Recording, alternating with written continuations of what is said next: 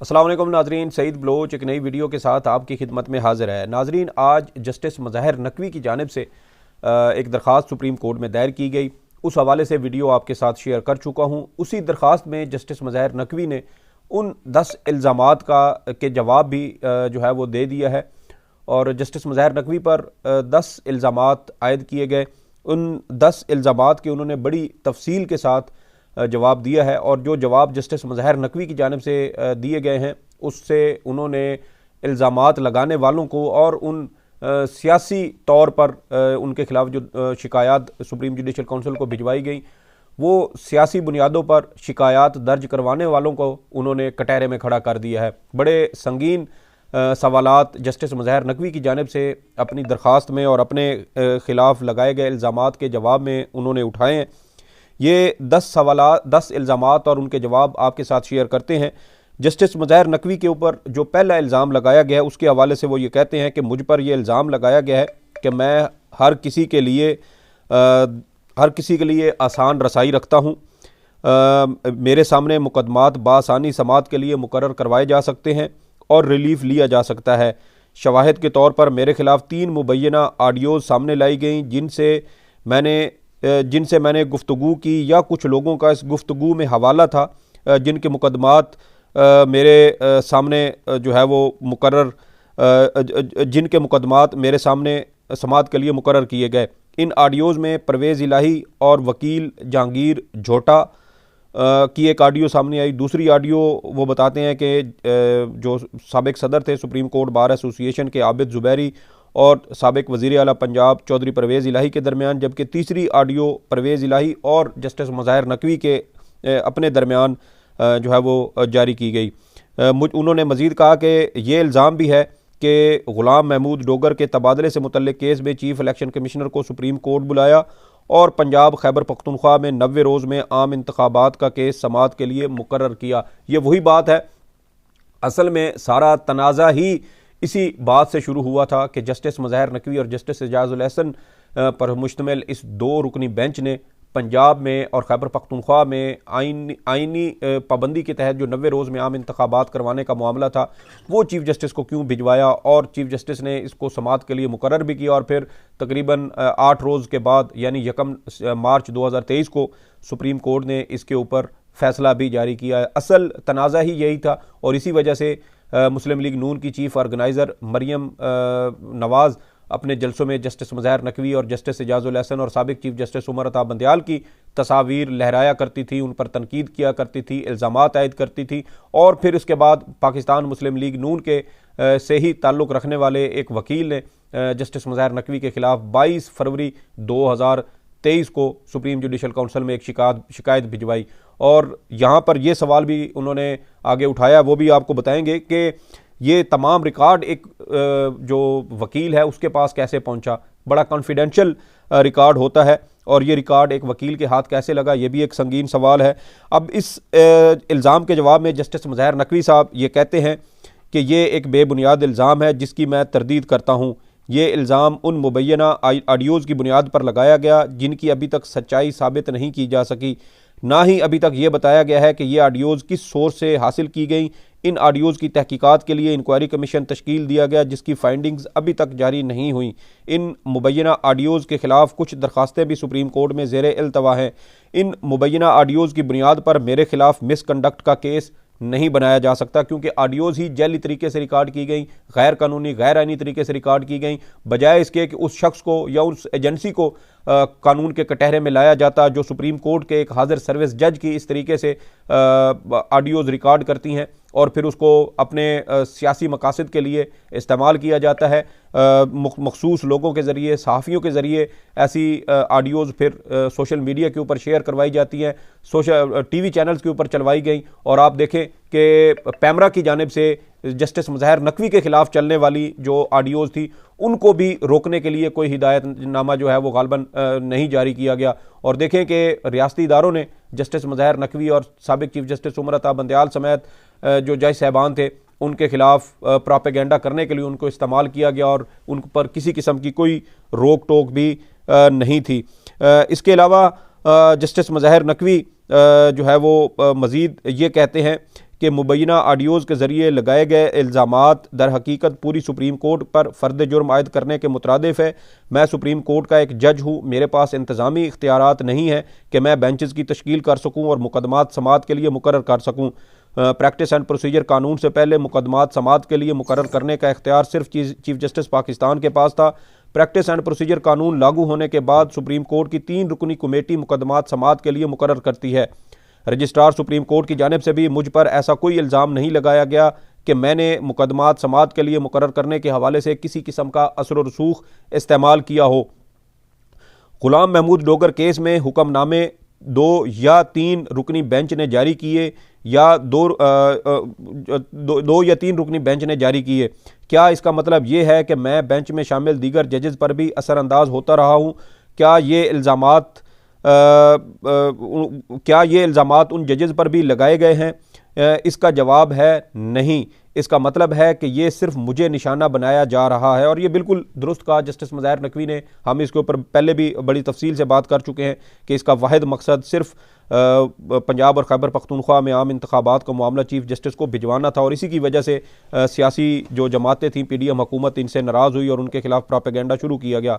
इसके अलावा उन्होंने मज़ीद कहा कि गुलाम महमूद डोगर केस में सुप्रीम कोर्ट जो साबिक CCPO लाहौर थे गुलाम महमूद डोगर, उनका केस सुप्रीम कोर्ट में 28 नवंबर 2022 को समाअत के लिए मुकर्रर हुआ, जबकि मुबैना ऑडियो 16 फरवरी 2023 को जारी की गई। इन दोनों मामलात का आपस में कोई ताल्लुक नहीं है। 90 रोज़ में आम इंतखाबात का मामला आइनी खिलाफ वर्जी था और ये बुनियादी हकूक़ से जुड़ा हुआ था, जिसकी वजह से 2 रुकनी बेंच ने मामला अज़ खुद नोटिस के लिए चीफ जस्टिस पाकिस्तान को भिजवाया। दूसरा इल्ज़ाम जो जस्टिस मुज़ाहिर नकवी पर लगाया गया, उसके हवाले से कहा गया कि मुझ पर एक इल्ज़ाम ये भी लगाया गया कि मैंने लाहौर कैंट में 1983.77 मुरबा गज ज़मीन 10,68,82,000 में चौधरी मोहम्मद शहबाज और उसके बेटे मोहम्मद हसन शहबाज से 25 जून 2022 को ख़रीदी, जबकि इस ज़मीन की मार्केट वैल्यू 50 करोड़ रुपए थी, जबकि दरख्वास्त गुजार के पास ये जायदाद ख़रीदने के लिए ज़ाहिर शुदा आमदन के मुताबिक वसाइल ही मौजूद नहीं थे। इसके जवाब में जस्टिस मुज़ाहिर नकवी कहते हैं कि मैं इस इल्ज़ाम को मुस्तरद करता हूँ। किसी भी जायदाद की मार्केट वैल्यू कियास आराइयों पर नहीं बल्कि डिप्टी कमिश्नर ऑफिस की जानिब से उसकी कीमत का तयन किया जाता है। मैंने इस जायदाद की ख़रीदारी के अमल में तमाम टैक्सेस अदा किए हैं। सुप्रीम जुडिशल काउंसिल को किसी जायदाद की कीमत के तयन का इख्तियार ही नहीं है, और ना ही काउंसिल किसी जायदाद की जो सेल डीड है या इनकम टैक्स गोशवारों पर सवाल उठाने के भी सुप्रीम जुडिशल काउंसिल मजाज नहीं है। FBR की जानिब से ताहाल इस सेल डीड पर किसी किस्म का कोई एतराज़ नहीं उठाया गया और ना ही कोई सवाल जवाब किया गया। जुडिशल काउंसिल के पास ये इख्तियार भी नहीं है कि वो किसी जज के मालूम ज़राए आमदन के बारे में छानबीन कर सके। मेरे खिलाफ शिकायत में जिन इनकम टैक्स गोशवारों के हवाले दिए जा रहे हैं वो गैर कानूनी ज़राए से हासिल किए गए। जस्टिस काजी फ़ैज़ ईसा के खिलाफ सदारती रेफरेंस में यह असूल तय हो चुका है कि किसी भी शहरी के माली गोशवारे खुफिया यानी कॉन्फिडेंशियल होते हैं। 30 सितंबर 2021 को जमा करवाए गए गोशवारों में दरख्वास्त गुजार ने एक गैर मामूली गलती की और अपनी रेंट से हासिल होने वाली इनकम को भी जाहिर किया, जिसके बाद इनकम टैक्स गोशवारे रिवाइज़ किए गए और इस गलती को दुरुस्त किया गया। इनकम टैक्स आर्डीनेंस 2001 गोशवारे रिवाइज़ करने की इजाज़त देता है। मैंने 3 वजूहात के सबब 3 बार इनकम टैक्स या अपनी वेल्थ स्टेटमेंट पर नज़रसानी की। मेरी गुलबर्ग लाहौर की जायदाद जिसकी असल कीमत 7 करोड़ 20 लाख रुपए थी, वो एक इंतज़ामी गलती की वजह से या क्लैरिकल मिस्टेक की वजह से 6 करोड़ जाहिर की गई, जिसके बाद मैंने दुरुस्तगी करवा दी। 16 दिसंबर 2021 को मैंने अपने घरेलू अखराजात में कमी की और अपनी वेल्थ स्टेटमेंट की दुरुस्तगी करवाई। 21 दिसंबर 2021 को मैंने अपनी 2 टोयोटा और होंडा कारें जो मैंने फ़रोख्त कर दी थी उनको अपनी वेल्थ स्टेटमेंट से हज़फ करवाया और दुरुस्तगी करवाई। इसके अलावा जस्टिस मुज़ाहिर नकवी मज़ीद कहते हैं कि मेरे खिलाफ शिकायत कुनंदा मियाँ दाऊद ने गैर कानूनी तरीके से मेरे खिलाफ मेरे इनकम टैक्स रिकॉर्ड का तक रसाई हासिल की, जिससे मेरे बुनियादी हकूक़ की खिलाफ वर्जी हुई। रियासती इदारे शहरियों की प्राइवेसी के तहफ़्फ़ुज़ के पाबंद हैं। सुप्रीम कोर्ट के एक फ़ैसले के मुताबिक किसी फ़र्द के इनकम टैक्स या टैक्स रिकॉर्ड तक किसी गैर मुतल्लका शख्स की रसाई कानून के ख़िलाफ़ है। गैर कानूनी तरीके से हासिल किया गया रिकॉर्ड अदालत में पेश ही नहीं किया जा सकता। बिल्कुल यही बात है जो मौजूदा चीफ जस्टिस काजी फैज़ ईसा हैं, जब इनके खिलाफ सदारती रेफरेंस आया था तो उन्होंने उस वक्त यही मौक़िफ़ लिया था और उन्होंने कहा था कि मेरे जो इनकम टैक्स गोशवारे हैं, जो टैक्स रिकॉर्ड है वो कॉन्फिडेंशियल है, वो मेरे अलावा और उनके जो टैक्स कमिश्नर है उसके अलावा कोई और इदारा या कोई और फर्द उसको उस तक रसाई हासिल नहीं कर सकता। जबकि सुप्रीम जुडिशल काउंसिल में जस्टिस काजी फैज़ ईसा साहब ने यह मौक़िफ़ इख्तियार किया और जो FBR था उसके बारे में उन्होंने ये मौक़िफ़ इख्तियार किया कि किसी भी सुप्रीम कोर्ट के किसी भी जज के खिलाफ कार्रवाई सिर्फ सुप्रीम जुडिशल काउंसिल कर सकती है, सिर्फ वही तहकीकात कर सकती है और FBR मजाज अथॉरिटी नहीं है कि वो सुप्रीम कोर्ट के एक जज के बारे में किसी किस्म की छानबीन करे। यानी सुप्रीम जुडिशल काउंसिल में भी उन्होंने जवाब देने से इनकार कर दिया और फिर FBR में भी उन्होंने कहा कि आप एक जज के खिलाफ कार्रवाई नहीं कर सकते, जज के खिलाफ कार्रवाई के लिए सिर्फ सुप्रीम जुडिशल काउंसिल का एक फोरम मौजूद है और वहीं पर उसके खिलाफ कार्रवाई हो सकती है। और दूसरा, उन्होंने अपने जो माली गोशवारे थे उसके हवाले से सुप्रीम कोर्ट ने जस्टिस काजी फैज़ ईसा से 3 सवालात किए थे और जस्टिस काजी फैज़ ईसा ने उन तीनों सवालात के जवाब भी नहीं दिए थे। तो अब जस्टिस मज़हर नकवी भी बिल्कुल वही ग्राउंड ले रहे हैं और उनका ये हक बनता है कि वो ये ग्राउंड लें। एक वकील को ये सारा रिकॉर्ड कैसे फराहम किया गया, वाज़े तौर पर नज़र आता है कि रियासती इदारे कहीं ना कहीं इसमें मुलव्विस थे और इसी वजह से उन्होंने ये रिकॉर्ड हासिल किया और उस वकील को फराहम किया। दूसरा, एक और जो अहम नुक्ता है, आपको याद होगा कि साबिक़ आर्मी चीफ कमर जावेद बाजवा की फैमिली के जब असासे सामने आए तो उसके बाद जिस सहाफ़ी ने खबर दी थी उसके खिलाफ भी कार्रवाई हुई।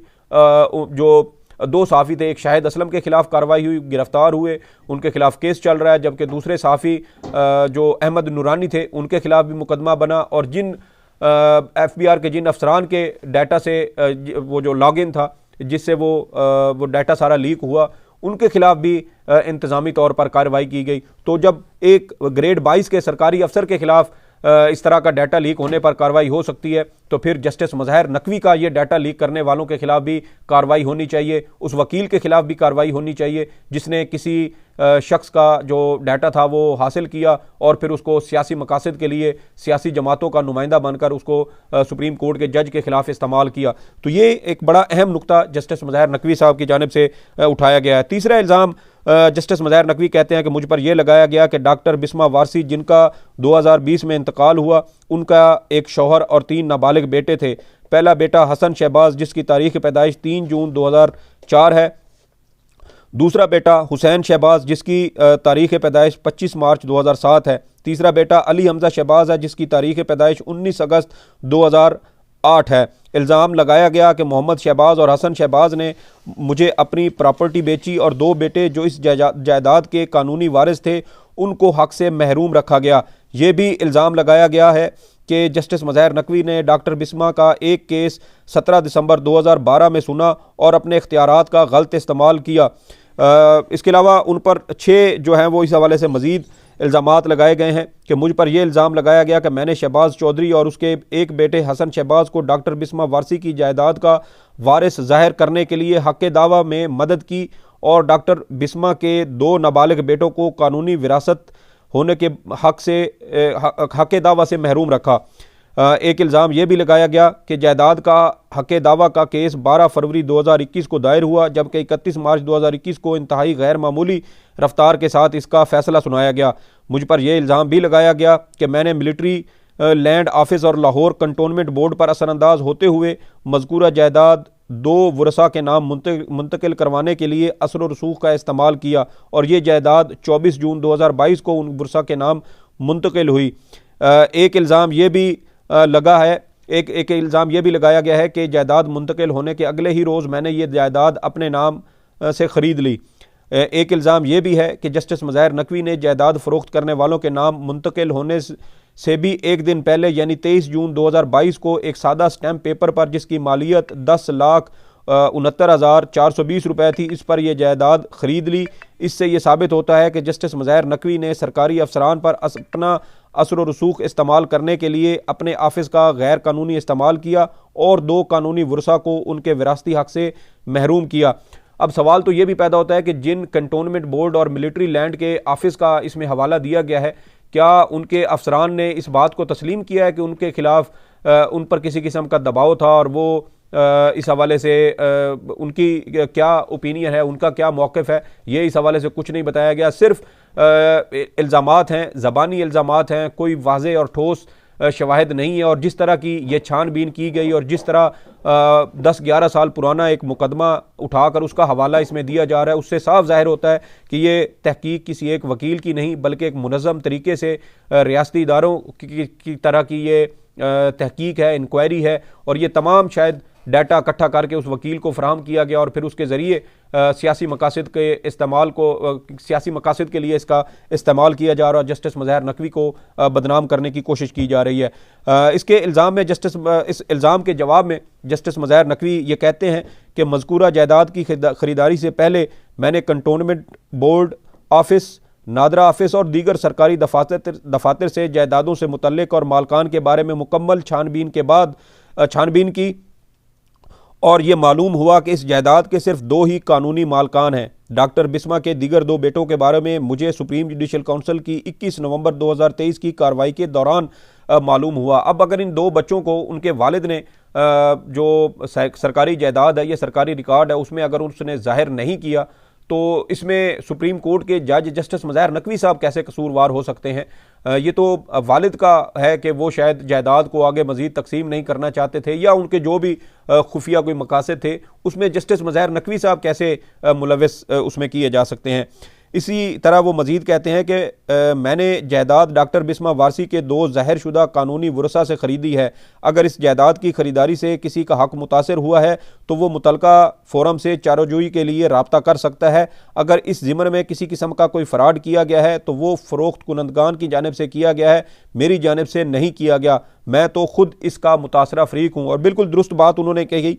वो मज़ीद कहते हैं कि दरख्वास्त गुजार ने यानी मैंने डॉक्टर बिस्मा वारसी की इंदराज मुकदमा की एक दरख्वास्त जो सेक्शन 22A और 22B के तहत जो ये FIR वगैरह दर्ज करवाई जाती है, उसके तहत एक दरख्वास्त खारिज की जो खालिस्तान एक फ़ौजदारी मामला था, और उनका इस जायदाद की ख़रीदारी से कोई ताल्लुक़ नहीं था। इसके अलावा उनकी जानिब से ये भी जो है वो कहा गया है कि ये जो जायदादें थी, ये मैंने इस पिटीशन, उन्होंने कहा कि वो जो डॉक्टर बिस्मा वारसी की जो जायदाद थी उसको मैंने मुस्तरद किया था, और इसके बावजूद इसके जो है वो जो इसके बावजूद हैरान कुन तौर पर दरख्वास्त गुजार के ख़िलाफ़ ही इल्ज़ामात आयद किए गए।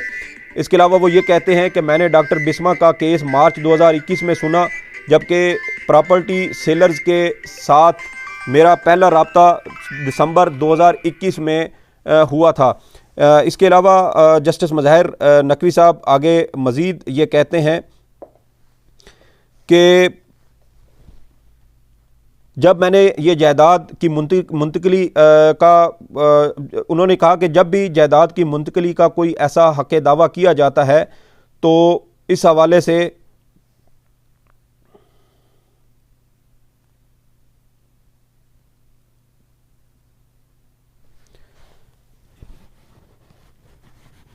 ये चीज़ें कुछ गड़बड़ हो गई हैं।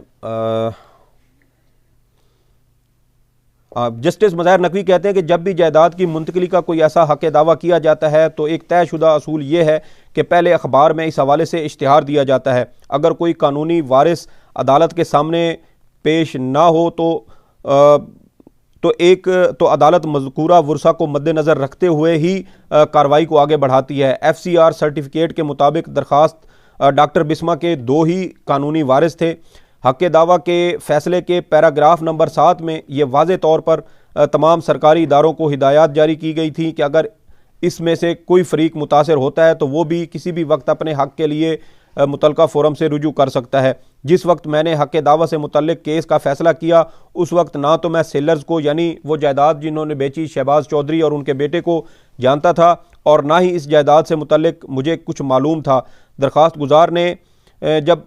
गुजार को जब मालूम हुआ, यानी कि जस्टिस मज़हर नकवी कहते हैं कि जब मुझे मालूम हुआ और मैंने मालूम करने की कोशिश की तो पता चला कि जायदाद फरोख्त कुनिंदा ने अपने 2 नाबालिग बच्चों का नादरा समेत किसी भी सरकारी इदारे में इंदराज ही नहीं करवाया था। दरख्वास्त गुजार की जानिब से सेल डीड फाइनल होने के 3 महीने के बाद 7 सितंबर 2022 को सेलर ने यानी वो जायदाद फरोख्त करने वाले ने अपने दीगर 2 बच्चों का कानूनी तौर पर इंदराज करवाया। अब अगर एक शख्स अपने 2 बच्चों को उनका इंदराज ही नहीं करवा रहा सरकारी रिकॉर्ड में, तो फिर उसमें जस्टिस मुज़ाहिर नकवी को कैसे जो है वो मोरद इल्ज़ाम ठहराया जा सकता है, उन पर कैसे इल्ज़ाम लगाया जा सकता है।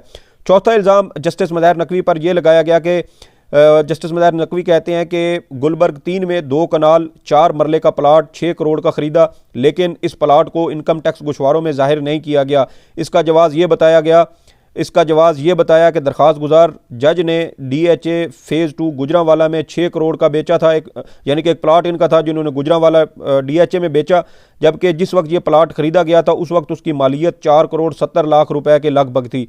अब इसके जवाब में जस्टिस मुज़ाहिर नकवी ये कहते हैं कि मैं इस इल्ज़ाम की तरदीद करता हूँ। मैंने गुलबर्ग लाहौर का प्लाट 7 करोड़ 20 लाख में ख़रीदा था। गुजरांवाला DHA फ़ेज़ 2 का प्लाट मैंने 2006 में 4 करोड़ 70 लाख का ख़रीदा, जब मैं लाहौर हाई कोर्ट का जज था। इस प्लाट पर मैंने 2 मंजिला घर तामीर किया। 15 साल बाद 2021 में यही घर मैंने 6 करोड़ में फ़रोख्त किया।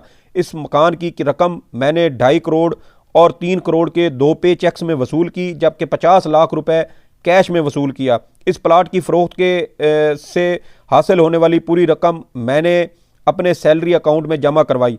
30 मार्च 2021 की बैंक स्टेटमेंट में ये रकम जाहिर की गई है। तो अब देखें कि 2006 में एक मकान उन्होंने 4 करोड़ 70 लाख में एक जगह खरीदी, फिर उसके ऊपर 2 मंजिला मकान बनाया, सब कुछ किया। तो 15 साल के बाद क्या उसके ऊपर तकरीबन कोई 1.5-2 करोड़ का मुनाफा भी जो है वो गैर कानूनी है। यहाँ पर तो लोग एक दिन मकान लेते हैं और 6 महीने के बाद उसकी कीमत दुगनी हो जाती है, प्लाट लेते हैं उनकी कीमत दुगनी हो जाती है। तो फिर ये सारी चीज़ें जो हैं ये क्या इसकी बुनियाद पर लोगों को इस तरह उनकी पकड़ धकड़ हो सकती है। प्रॉपर्टी का तो पाकिस्तान में सबसे मुनाफा बख्श बिजनेस ही प्रॉपर्टी का समझा जाता है। लोग इन्वेस्टमेंट करके रख देते हैं, 2-2 3-3 साल के बाद उन जो प्लॉट्स होते हैं उनकी जो कीमत होती है उसमें कई गुना इजाफा हो जाता है, और ये एक नॉर्मल रूटीन है। इसमें कोई ऐसी चीज़ नज़र नहीं आती कि 15 साल के बाद किसी शख्स की जायदाद में 1.5 से 2 करोड़ का इजाफा हो जाए तो वो गैर कानूनी उसको करार दिया जाने लगे। 5वां इल्ज़ाम जस्टिस मुज़ाहिर नकवी पर यह लगाया गया है कि जस्टिस मुज़ाहिर नकवी कहते हैं कि एक बेटे तसद्दुक मुर्तज़ा नकवी को कमर्शियल प्लाट 100 मुरब्बा गज़ और 500 मुरब्बा गज़ का रिहायशी प्लाट लाहौर स्मार्ट सिटी और कैपिटल सिटी में दिया गया। इसी तरह दूसरे बेटे तसद्दुक मुस्तफ़ा नकवी को 100 मुरब्बा गज़ का कमर्शियल और 50 मुरब्बा गज़ रिहायशी प्लाट दिया गया। इन प्लाटों के मालिक जाहिद रफ़ीक ने इंतहाई रियायती कीमत पर प्लाट बेचे, जिसकी वजह यह है कि जस्टिस मुज़ाहिर नकवी अपने इख्तियारात का गलत इस्तेमाल करके न सिर्फ गैर कानूनी फ़ायदा पहुँचाते रहे बल्कि कारोबारी अमूर में मदाखलत इख्तियारात के इस्तेमाल से सहूलतकारी भी देते रहे। अब इस इल्ज़ाम के जवाब में जस्टिस मुज़ाहिर नकवी कहते हैं कि मेरे बेटे बैरून मुल्क से तालीम याफ्ता होने के साथ लाहौर में प्रैक्टिसिंग वकला हैं। मेरे बेटे टैक्स भी अदा करते हैं और इस मुल्क के बाइज़्ज़त शहरी हैं। मेरे बेटे मेरे ज़ेरे कफ़ालत नहीं हैं।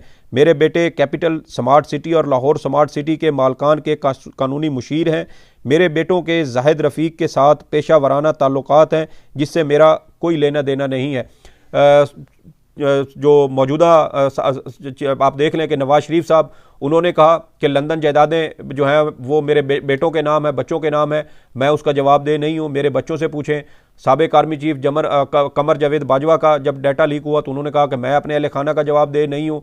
जस्टिस काजी फैज़ ईसा के खिलाफ सदारती रेफरेंस आया तो उन्होंने भी कहा कि मैं अपने बच्चों का जवाब दे नहीं हूँ, मेरे बच्चों ने लंदन में जायदादें बनाई हैं और वो मेरे ज़ेरे कफ़ालत नहीं है। इसी तरह दीगर ऐसे मुतअद्दिद हमारे सामने जो है वो ऐसी मिसालें मौजूद हैं। लेकिन जस्टिस मुज़ाहिर नकवी के ऊपर ये इल्ज़ाम लगाया गया कि वो अपने दफ्तर का इस्तेमाल करते रहे हैं, जिसका कोई सबूत नहीं है। इस तरह के इल्ज़ामात तो फिर किसी के ऊपर भी लगाए जा सकते हैं। तमाम जो जज साहबान हैं, सीनियर वकला हैं, इनके बच्चे कहीं ना कहीं किसी न किसी बड़े वकील के चैम्बर के साथ होते हैं और वो वकील उन्हीं बच्चों के वालदैन के सामने भी मुमकिन तौर पर पेश होता हो, तो फिर क्या उन वकीलों पर, उन जज साहबान पर, उनके बच्चों पर भी ये इल्ज़ामात लगाए जा सकते हैं कि आप अपने वालिद का असर और रसूख इस्तेमाल कर रहे हैं। कुछ अर्सा पहले जस्टिस एजाजुल एहसन के बेटे के हवाले से भी इसी तरह का सोशल मीडिया के ऊपर प्रोपेगेंडा मुस्लिम लीग नून की जानिब से किया गया और कहा गया कि जस्टिस एजाजुल एहसन अपने बेटे को फ़ायदा पहुंचाने के लिए जो है वो अपने ओहदे का इस्तेमाल कर रहे हैं। तो ये घटिया इल्ज़ामात और ये मुहिम, ये सिर्फ पाकिस्तान मुस्लिम लीग नून ही ये इस तरह की मुहिम चलाती है और जिसका मकसद सिर्फ यही होता है कि जो जज उनके सामने जो है वो झुकते नहीं हैं या उनके दबाव में नहीं आते, फिर उनको इसी तरीके से तज़हीक आमेज़ उनके साथ सलूक किया जाता है। मुनज़्ज़म मुहिम सोशल मीडिया के ऊपर चलाई जाती है और उनको बदनाम किया जाता है और यही चीज़ जस्टिस मज़ाहिर नकवी के खिलाफ भी की गई। छठा इल्ज़ाम जस्टिस मज़ाहिर नकवी पर यह लगाया गया कि federal government employees housing scheme में एक कनाल के 3 प्लाट जो है वो गैर कानूनी तरीके से ख़रीदे और इन पर इनकम टैक्स भी नहीं दिया। इसके इल्ज़ाम में जस्टिस मज़ाहिर नकवी कहते हैं कि मैंने federal government employees housing foundation का मैं मेंबर हूं बतौर सुप्रीम कोर्ट और हाई कोर्ट जज, जिस तरह दीगर जज साहबान उसके मेंबर हैं। दीगर जजेस की तरह ये प्लाट्स मुझे भी बज़रिया कुरानंदाज़ी मिले। हाउसिंग फाउंडेशन ने मुझे एक साथ पर प्लाट ख़रीदने की सहूलत दी। मैं अभी तक इन प्लाट्स की मुकम्मल अदायगी नहीं कर सका, कुछ एक साथ ही अदा की हैं। मुझे हाउसिंग फाउंडेशन की जानिब से 5 अक्टूबर 2022 को 500 गज़ का एक प्लाट अलाट किया गया, जिसकी मैंने 30 लाख रुपए की 2 एक साथ अदा की हैं। एक प्लाट मुझे गुज़श्ता साल 12 सितंबर 2022 को supreme court bar association housing society की जानिब से भी दिया गया। Supreme court bar housing society में लिए गए प्लाट की तमाम रकम 40 लाख रुपए मैंने किस्तों में अदा कर दी है। इसके अलावा supreme court employees housing society की जानिब से भी मुझे 7 अक्टूबर 2021 को एक प्लाट मिला है, जिसकी डाउन पेमेंट 69,000 और 3,85,000 ज़मीन की कीमत अदा की है, जो टोटल 4,54,000 रुपये बनते हैं।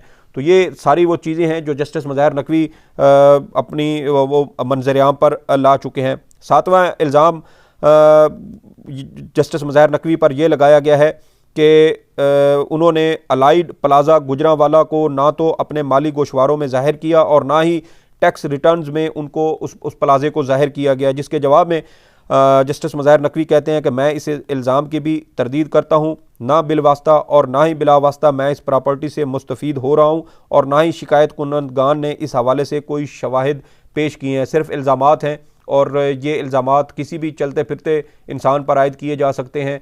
इंतहाई बदनीयती पर मबनी और सियासी मुहरकात वाले ये इल्ज़ामात जस्टिस मज़ाहिर नकवी के ऊपर लगाए गए।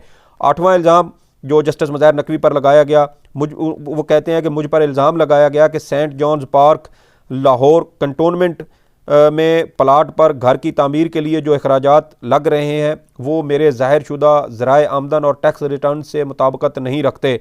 इसके जवाब में जस्टिस मज़ाहिर नकवी कहते हैं कि मैं इस इल्ज़ाम की भी तरदीद करता हूँ। मैंने इस प्लाट पर घर की तामीर के लिए 30 लाख रुपए कर्ज लिया है। घर की तामीर मुकम्मल नहीं हुई बल्कि अभी मकान ज़ेरे तामीर है। कर्ज से हासिल की गई रकम मकान की तामीर पर खर्च हो चुकी है। मेरे खिलाफ करप्शन के अल्फाज का इस्तेमाल तज़हीक आमेज़ है। सुप्रीम कोर्ट के एक जज पर करप्शन के इल्ज़ामात आयद करना पूरी सुप्रीम कोर्ट के वक़ार पर उंगली उठाने के मुतरादिफ है।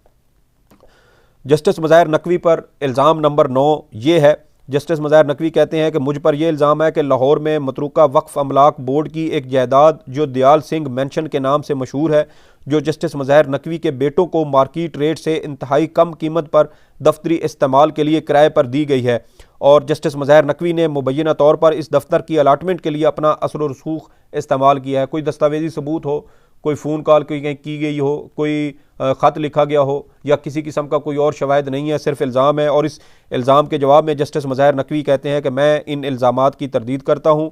मेरे बेटे वकालत करते हैं और मेरे ज़ेरे कफ़ालत नहीं है। दयाल सिंह मेंशन मज़कूरा जायदाद के साबिक किराएदार की जानिब से मेरे बेटे तसद्दुक मुस्तफ़ा नकवी के नाम ट्रांसफ़र की गई। ये कोई फ्रेश अलाटमेंट नहीं है जो मतरूका वक्फ अमलाक बोर्ड की जानिब से मेरे बेटे के नाम पर की गई हो। इस मेंशन का मौजूदा माहाना किराया 1,38,000 रुपये है, जो इर्द गिर्द के तमाम दफातर से बहुत ज़्यादा है। मेरा इस मामले से कोई ताल्लुक़ नहीं है। इल्ज़ाम नंबर 10 जो जस्टिस मुज़ाहिर नकवी पर लगाया गया वो ये है कि जस्टिस मुज़ाहिर नकवी कहते हैं कि मुझ पर इल्ज़ाम लगाया गया है कि मैंने अपने असर और रसूख का इस्तेमाल करते हुए नेशनल हाईवे अथॉरिटी में अपने बच्चों को कानूनी मुशीर का ओहदा दिलवाया। इसके जवाब में जस्टिस मुज़ाहिर नकवी कहते हैं कि मैं इस इल्ज़ाम की भी तरदीद करता हूँ। इस इल्ज़ाम का कोई दस्तावेज़ी सबूत मंजर आम पर नहीं लाया गया। मेरे बेटे वकालत करते हैं, मैं उनके पेशा वाराना ज़िम्मेदारियों की अदायगियों से मेरा कोई लेना देना नहीं है। मेरे बेटों ने नेशनल हाईवे अथॉरिटी में कानूनी मुशीर के लिए अप्लाई किया, जिसके बाद उनको ऑफ़र लेटर जारी किए गए। मेरे बेटों को कुछ ज़रूरी दस्तावेज़ात फ़राहम करने का कहा गया जो वो फ़राहम ना कर सके, जिसके बाद NHA के साथ ये ऑफ़र एक्सपायर हो चुकी है। ये बात रिकॉर्ड पर मौजूद है कि मेरे बेटे NHA के लीगल पैनल का कभी हिस्सा नहीं रहे।